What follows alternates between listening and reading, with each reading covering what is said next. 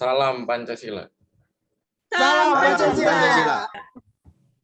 Assalamualaikum warahmatullahi wabarakatuh. Perkenalkan, kami dari kelompok 2 akan mempresentasikan tugas besar Pancasila. Berikut anggota-anggotanya. Ada Arya Bimo Bagas, Anissa Fauzia Kinadi, Fial Fainuril Haq, Jonathan Bonar, Mauriska Nabila Khoirunisa, Muhammad Afan Ramadhani Rizia, dan Muhammad Rizky Balia. Yang pertama, latar belakang Pancasila. Pancasila adalah nama Pancasila ini terdiri dari dua kata Sanskerta. Panca berarti 5 dan sila berarti prinsip atau asas.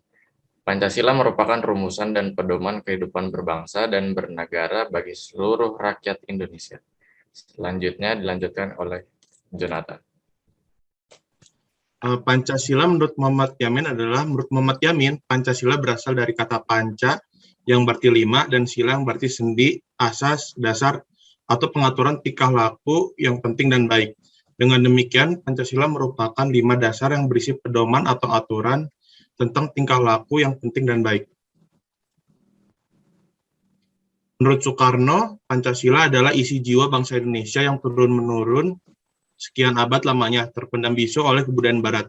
Dengan demikian, Pancasila tidak saja falsafah negara, tetapi lebih luas lagi, yakni falsafah bangsa Indonesia.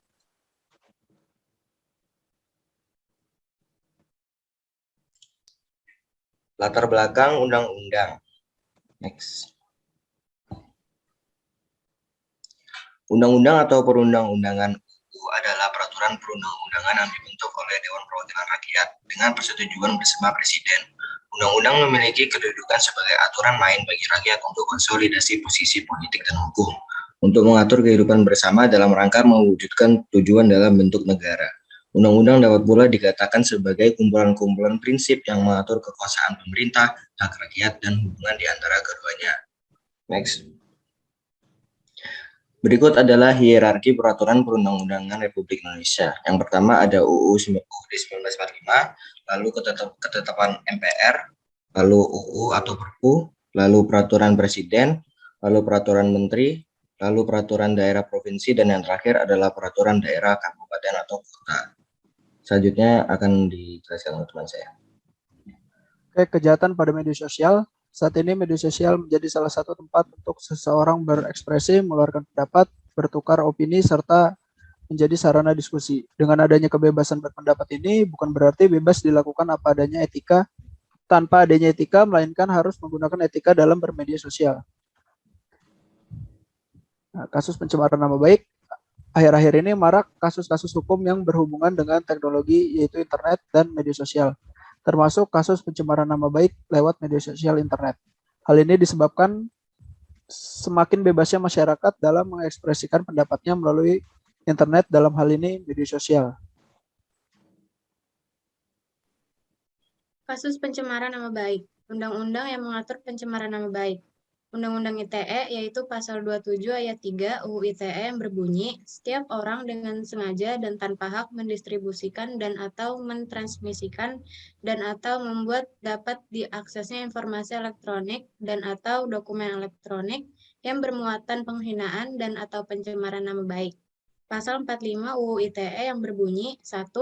Setiap orang yang memenuhi unsur sebagaimana dimaksud dalam pasal 27 ayat 1, ayat 2, ayat 3, atau ayat 4, dipidana dengan pidana penjara paling lama 6 tahun dan atau denda yang paling banyak 1 miliar rupiah. Kasus penyebaran atau ujaran kebencian. Hate speech atau ucapan penghinaan atau kebencian adalah tindakan komunikasi yang dilakukan oleh suatu individu atau kelompok dalam bentuk provokasi, hasutan, atau hinaan kepada individu atau kelompok yang lain dalam hal berbagai aspek seperti ras, warna kulit, etnis, gender, cacat, orientasi seksual, kewarganegaraan, agama, dan lain-lain. Kasus penyebaran atau ujaran kebencian. Berikut merupakan pasal-pasal yang mengatur mengenai kasus penyebaran atau ujaran kebencian. Pasal-pasal yang mengatur tindakan hate speech terhadap seseorang semuanya terdapat di dalam buku 1 KUHP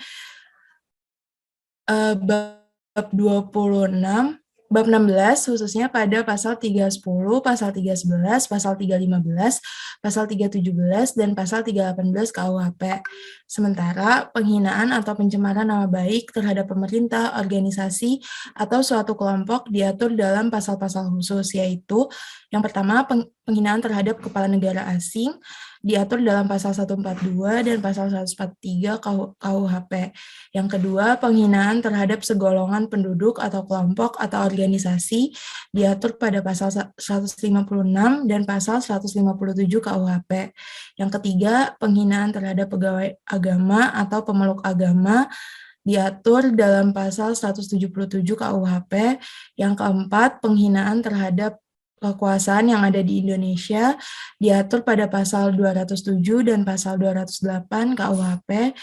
Yang kelima, penghinaan terhadap orang yang mau duel diatur dalam pasal 183. Kasus penyebaran berita bohong atau hoax. Hoax adalah berita bohong atau kabar palsu. Menurut Kamus Besar Bahasa Indonesia atau KBBI, hoax atau hoax adalah berita bohong atau berita tidak bersumber. Hoax adalah informasi yang sesungguhnya tidak benar, tapi dibuat seolah-olah benar adanya dan diverifikasi kebenarannya. Dengan kata lain, sebagai upaya memutarbalikkan sebuah fakta. Kasus penyebaran berita bohong atau hoax. Contoh kasus penyebaran berita bohong, pemberitaan penganiayaan Ratna Sarumpait oleh sekelompok orang pertama kali beredar dalam Facebook pada tanggal 2 Oktober 2018 di akun Suari Utami Dewi.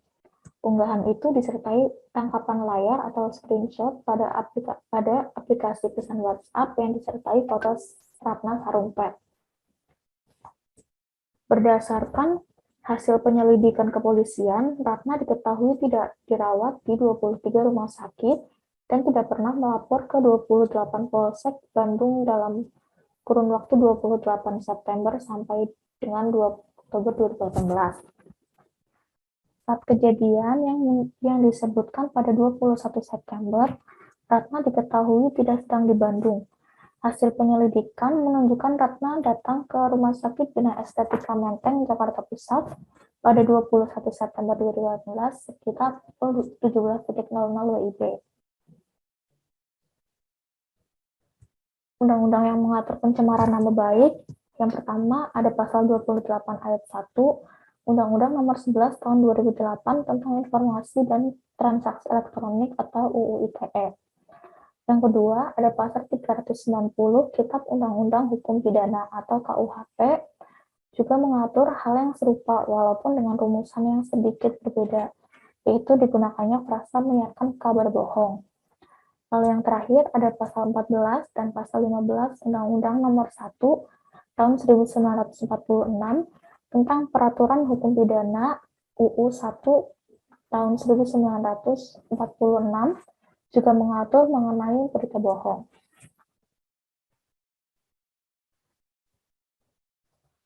Sekian pemaparan mengenai penyebaran nilai-nilai Pancasila melalui media sosial dari kami.